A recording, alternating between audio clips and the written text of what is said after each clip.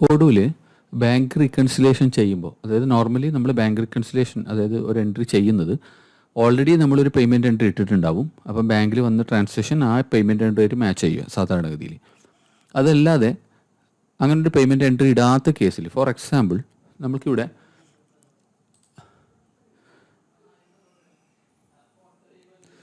Customer ഇൻവോയ്സസിലേക്ക് പോയി കഴിഞ്ഞാൽ, customer ഇൻവോയ്സിൽ ഞാനിവിടെ XYZ എന്ന് പറഞ്ഞിട്ട് കമ്പനിയിൽ 2 ഇൻവോയ്സസ് ഉണ്ട്. ഒന്ന് 76,000, ഒന്ന് 75,000. ഇതിൻ്റെ 2 തരത്തിൽ നമ്മൾ റിക്കൺസിൽ ചെയ്യാൻ വേണ്ടിയിട്ട് ട്രൈ ചെയ്യണം. അതായത് 75,000-നെ നമ്മൾ പേയ്മെൻറ്റ് എൻട്രി കിട്ടിയതായിട്ട് എൻട്രി ചെയ്യുന്നു. ഉദാഹരണത്തിന് നമ്മളിങ്ങനെ എൻട്രി കിട്ടിയെന്ന് ചെയ്യുമ്പോൾ നമ്മൾ സാധാരണ ഇത് ചെയ്യുന്നത് പേയ്മെൻറ്റ്സ് എടുക്കുന്നു, ന്യൂ എടുക്കുന്നു, റിസീവാണ്, XYZ ആയ കമ്പനി ആയതുകൊണ്ട് അതേ കമ്പനി എടുക്കുന്നു. 75,000 കിട്ടിയിരിക്കുന്നത്, പേയ്മെൻറ്റ് റിസീവ്ഡ്. അത് ഇൻവോയ്സ് നമ്പർ എന്തെങ്കിലും ഇടണം. ഞാനിപ്പം തൽക്കാലം ഇങ്ങനെ എഴുതുന്നു.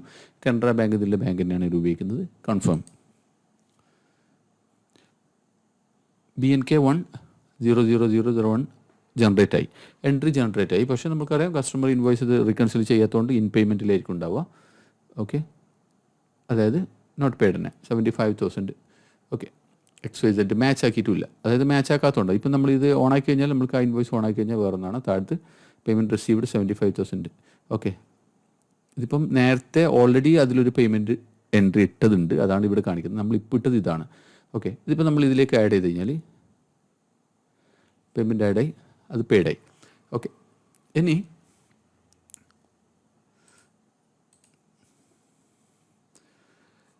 വേർഷൻ 60 അതായത് ഇപ്പം പുതിയ വേർഷനിലാണെങ്കിൽ നമുക്ക് ഈ പെയ്ഡ് കാണില്ല. ഇവിടെ ബാങ്ക് അടിച്ചു കഴിഞ്ഞാലും നമുക്ക് സംഭവിക്കുന്നത് നോർമലി ഇൻ പേയ്മെൻ്റ് ആണ് വരിക. ഇപ്പം ഇത് വേർഷൻ 60 പെയ്ഡ് തന്നെ വരുന്നുണ്ട്. അപ്പോൾ നമ്മളിപ്പോൾ ഇനി ഇവിടെ ഒരു എൻട്രി 75,000 നമ്മൾ ബുക്ക് ചെയ്തു, 76,000 നമ്മൾ റിസീവ് ചെയ്തിട്ടുണ്ടെങ്കിലും ബാങ്കിൽ വന്നിട്ടുണ്ടെങ്കിലും നമ്മൾ എന്ത് ചെയ്യുന്നില്ല, ഇവിടെ പേയ്മെൻറ്റ് എൻട്രി ഇടുന്നില്ല, നമ്മൾ വിട്ടുപോയി. അപ്പോൾ 2 കേസ്, അതായത് ഒന്ന് പേയ്മെൻറ്റ് എൻട്രി നമ്മൾ റെക്കോർഡ് ചെയ്തു ഓൾറെഡി, മറ്റേത് പേയ്മെൻറ്റ് എൻട്രി നമ്മൾ റെക്കോർഡ് ചെയ്തിട്ടില്ല. അപ്പോൾ ബാങ്കിലേക്ക് നോക്കുമ്പോൾ നമ്മൾ ബാങ്കിൽ ആ 2 പേയ്മെൻറ്റും വന്നിട്ടുണ്ടെന്ന് വിചാരിക്കാം.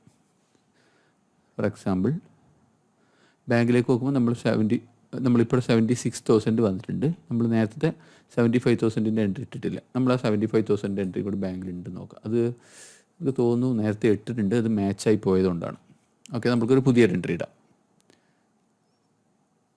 XYZ വേണമെന്നില്ല, നമ്മൾ ജസ്റ്റ് 75,000.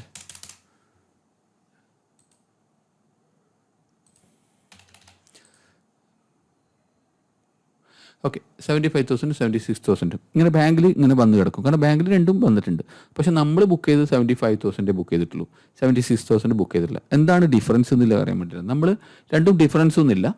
ഇവിടെ 75,000 റിക്കൺസിലാണെങ്കിൽ 75,000 ക്ലിക്ക് ചെയ്യുമ്പോൾ നമുക്കിവിടെ 75,000-ൻ്റെ എൻട്രി വന്നിട്ടുണ്ട്.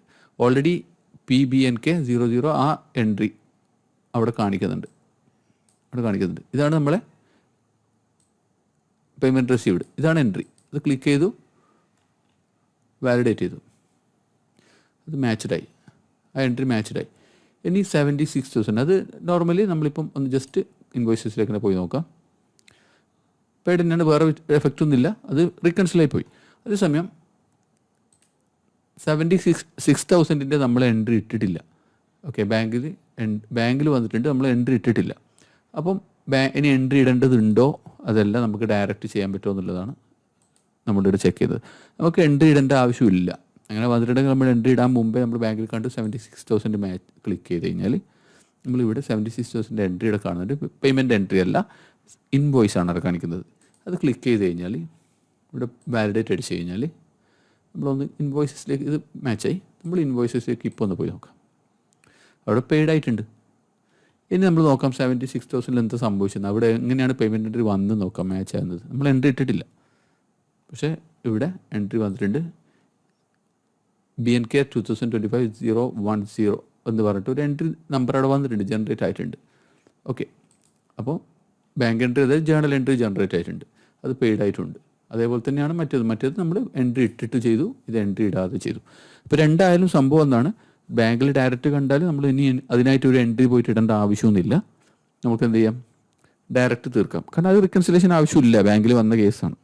മറ്റേത് റിക്കൺസിലേഷൻ വേണ്ടി വരും. നമ്മൾ പേയ്മെൻറ്റ് വന്ന പാടെ നമ്മൾ പേയ്മെൻറ്റ് അപ്ഡേറ്റ് ചെയ്യുന്നു, പക്ഷേ ബാങ്കിൽ വന്നോ ഇല്ലയോ എന്നുള്ളത് പിന്നെ അറിയുന്നുള്ളൂ. ഈ കേസിൽ ബാങ്കിൽ വന്നത് നമ്മൾ അറിഞ്ഞു, ഇമ്മീഡിയറ്റ്ലി നമ്മൾ എന്ത് ചെയ്യുന്നു, റിക്കൺസിൽ ചെയ്യുന്നു. സംഭവം സിമ്പിളാണ്, എൻട്രീൻ്റെ പ്രശ്നങ്ങൾ വരുന്നില്ല. അതേപോലെ തന്നെയാണ് വേറെ ഏത് പേയ്മെൻറ്റ് വന്നാലും. ഫോർ എക്സാമ്പിൾ ഞാൻ ഒന്നും കൂടെ ബാങ്കിലേക്ക് നോക്കാം. അക്കൗണ്ടിങ്ങിൽ പോയാൽ ഡാഷ്ബോർഡിൽ ഇനി റിക്കൺസിലേഷൻ കുറച്ചും കൂടെ കാര്യങ്ങൾ കിടക്കുന്നുണ്ട്. ഫോർ എക്സാമ്പിൾ ഇത് റെസീറ്റ്സ് ആണ്, പേയ്മെൻറ്റ്സ്. ഈ 32 ബാങ്ക് ഫീസാണ്. ഈ 32 റിക്കൺസിൽ ചെയ്തിട്ടില്ല. നമ്മൾ ഇതിന് വേണ്ടിയിട്ട് ഒരു എൻട്രി ഇട്ടിട്ടില്ല. നമ്മൾ ബാങ്കിലാണ് കാണുന്നത് ഫസ്റ്റ് സ്റ്റേറ്റ്മെൻറ്റ്. ക്ലിക്ക് ചെയ്യുക, നമുക്ക് എക്സിസ്റ്റിംഗ് എൻട്രീസ് ഇല്ല. ബാച്ച് പേയ്മെൻറ്റ്സ്, മാനുവൽ ഓപ്പറേഷൻസിലേക്ക്, അത് ഇവിടെ ക്ലിക്ക് ചെയ്യുമ്പോൾ മാനുവൽ ഓപ്പറേഷൻസിലേക്ക് ന്യൂ എൻട്രി കൊടുക്കാൻ വേണ്ടിയിട്ട് ബാങ്ക് സസ്പെൻസിലുള്ള ഇതിനെ ന്യൂ ഇവിടെ ക്ലിക്ക് ചെയ്യുന്നതോടുകൂടി നമുക്കിവിടെ എവിടെയാണ് കൊടുക്കേണ്ടത്, ആ ബാങ്ക് സസ്പെൻസിന് പകരം നമ്മൾ ബാങ്ക് ചാർജസ് ആണെങ്കിൽ ബാങ്ക് ചാർജസ് എന്ന് പറഞ്ഞിട്ട് ലെഡ്ജർ സെലക്ട് ചെയ്യുന്നു, ബാങ്ക് ഫീസ് സെലക്ട് ചെയ്യുന്നു. ഓക്കെ, വേറെ ഒന്നും കൊടുക്കുന്നില്ല, ബാങ്ക് ഫീസായി വാലിഡേറ്റ് അടിച്ചു കഴിഞ്ഞു. ആ എൻട്രി റിക്കൺസിലായി. നമ്മൾ ബാങ്ക് ചാർജസിന് എൻട്രി ഇട്ടില്ല, ഓട്ടോമാറ്റിക്കലി സിസ്റ്റം ഇട്ടിട്ടുണ്ടാവും ആ എൻട്രി. നമുക്കിവിടെ ജസ്റ്റ് ജേണൽ എൻട്രി നോക്കിക്കഴിഞ്ഞാൽ 32 സംതിങ് ആണ് വിട്ടുള്ളത്. അത് നമുക്ക് ബാങ്ക് ഫീസിലേക്ക് കൂടെ പോയിട്ട് കണ്ടുപിടിക്കാം. ആ എൻട്രി എങ്ങനെയാണ് ജനറേറ്റ് ആയെന്ന് അറിയാൻ വേണ്ടിയിട്ടാണ്. ബാങ്ക് ഫീസിൽ 32 സംതിങ് ഉണ്ട് ജേണൽ ലെഡ്ജർ, അല്ലെങ്കിൽ ജേണൽ എൻട്രി എടുത്താലും മതി. ഈ 32 സംതിങ്. ഓക്കെ, നമുക്കിവിടെ വരുന്ന പ്രശ്നം എന്ന് പറഞ്ഞാൽ അതായത് വേർഷൻ 18-ഉം 16-ഉം ഒക്കെ തമ്മിൽ 16-ഉം 17 മുതൽ അങ്ങോട്ട് നല്ല ഡിഫറൻസ് ഉണ്ട്, പല കാര്യങ്ങളിലും നല്ല ഡിഫറൻസ് ഉണ്ട്.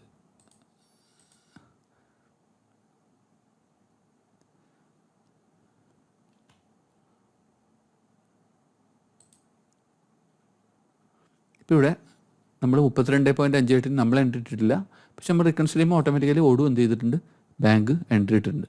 കാണില്ലേ, ഇതാണ് ആ എൻട്രി 3258. അപ്പോൾ അതായത് നമ്മൾ നേരിട്ട് എൻട്രി നമുക്ക് റിക്കൺസിൽ ചെയ്യുമ്പോൾ മറ്റൊരു എൻട്രി ഇടേണ്ട ആവശ്യമില്ല, ഡയറക്റ്റ് തന്നെ ബാങ്ക് റിക്കൺസിലേഷൻ ചെയ്യുമ്പോൾ നമുക്ക് എൻട്രി വരും. ഡെയിലി ബാങ്ക് റിക്കൺസിലേഷൻ ചെയ്യുന്നവരാണെങ്കിൽ ശരിക്കും പറഞ്ഞാൽ അവർ എൻട്രി ഇടേണ്ട ആവശ്യമില്ല, നമ്മൾ ഇതിലൂടെ പോകുമ്പോൾ തന്നെ അത് ക്ലിയറായി പോയിക്കോളും എന്നർത്ഥം. ഓക്കെ, മനസ്സിലായിട്ടുണ്ടാവുമായിരിക്കുന്നു.